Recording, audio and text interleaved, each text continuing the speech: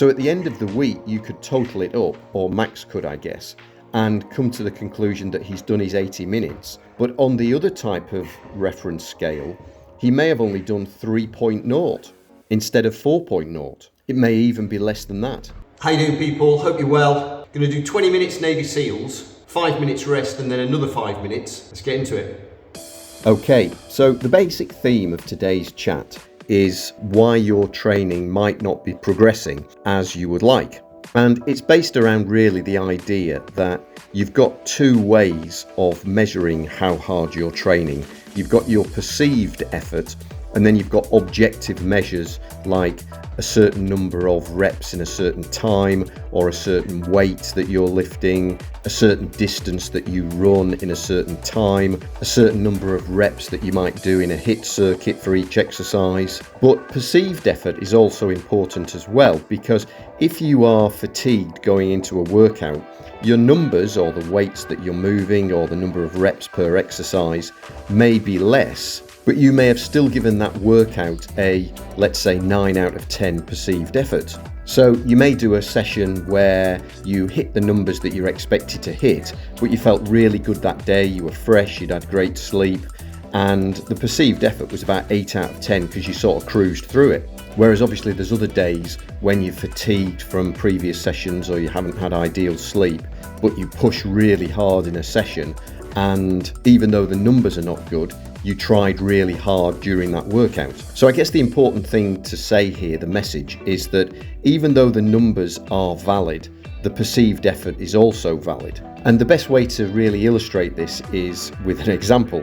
So my training, the way I train, is that I would like to do a minimum of 4 sessions a week.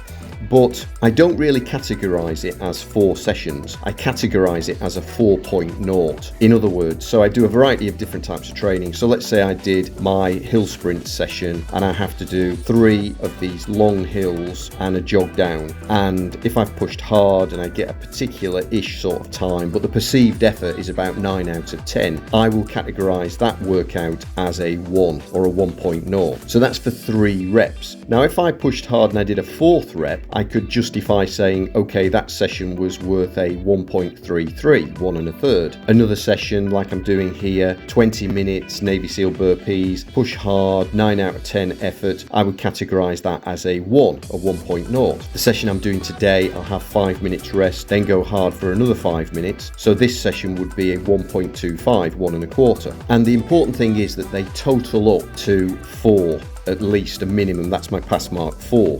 Now, if I only did 3 sessions in a week, let's say you've been busy at work, etc., etc., I've got to make sure that my numbers tot up to 4.0. So that might mean having 3 1 1/3 sessions, or if I had 2 1.0 sessions, that means I've got to do a double session on one day. But here's the crucial thing. If I do 20 minutes Navy SEALs, let's say, and which I would normally categorize as a 1.0, and I go, okay, I've got to do a double session today, so I do 40 minutes Navy SEALs, that doesn't necessarily equate to a 2.0. The key phrase here is not all minutes are created equally. And the problem is that if I do a 40-minute session, I am going to be working at a lower intensity. So in order to progress, you do want to increase the quantity or the duration, but you've also got to keep that intensity.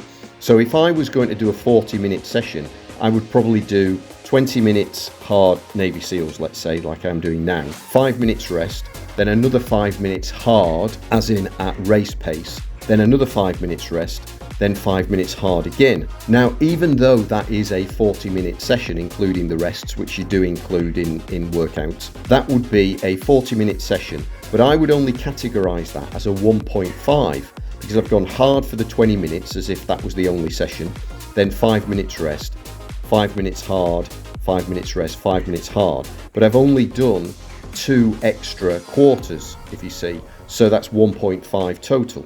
Now, a good example is Max at Busy Dad Training, and he's been experiencing recently a drop in performance. The numbers for his 6 counts and the numbers for his Navy SEALs, not so much his Navy SEALs, but his 6 counts have dropped. And obviously when these things mean a lot to you, it's very important. But what I would suggest with regard to Max in my opinion, for what it's worth, I guess, is that too many times Max actually sort of categorizes his week in terms of the minutes. But what I would say is, as I said before, not all minutes are created equally. So a 40-minute session, according to Max, counts as a 2. So in other words, he's had double workout time there. That's 40 minutes for his total of 80 minutes a week. But if the intensity has dropped, it may be not justified to actually categorize it as a 2.0, which 40 minutes is equivalent to 2 sessions. It may not justify being called a 2.0.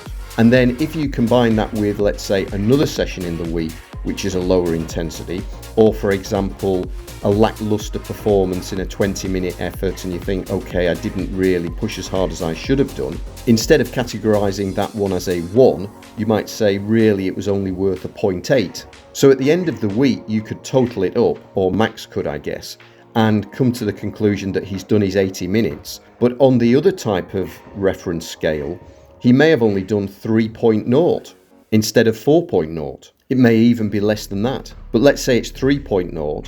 So over a month, instead of it being 16.0, it's actually 12.0. Over 2 months, instead of being 32, it's actually then 24.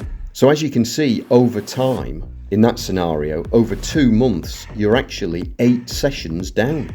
That's 2 weeks worth of training. And especially with burpees, where they're very, very specific, really for the local muscular endurance, if you didn't do anything for 2 weeks, you would certainly make a drop. But I think in the case of Max, this has actually been going on multiple months. So yeah, so it's a bit of a theory. I don't mean it to be the video to be for an audience of one for Max at Busy Dad, but it was something that I saw. And Max has often been in the wilderness with disappointment with some of the numbers, especially on his 6 counts. And I just wanted to put forward a potential theory and potentially a better way of grading your week's work.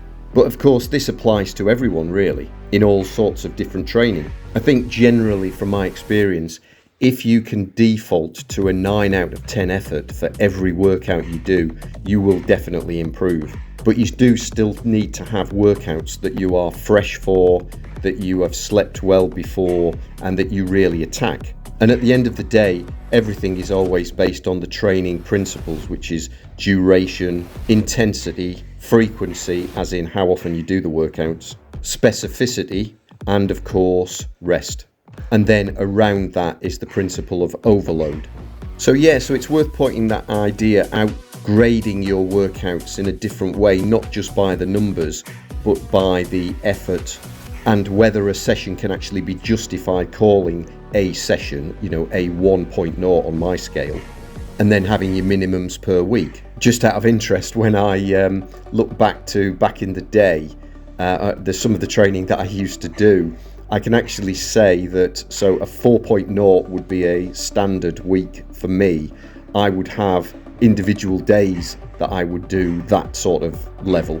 So in other words, years ago, I would do what I do now in a week in one day, which I don't know if that's a good thing to think about or not really. In fact, I've done some individual sessions that would equate to more than my week's worth now.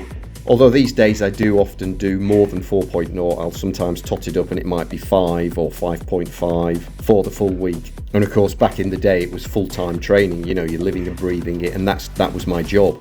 Okay, well, I hope that was of use. Don't forget to have a look at my free PDF. It's a download, links in the description, full of fitness tips, hacks, really good information, over 40, over 50 fitness, body maintenance, it just goes on and on really. Best forms of training. It's a completely free download, definitely worth a look at. Okay, thanks for watching, see you in the next one.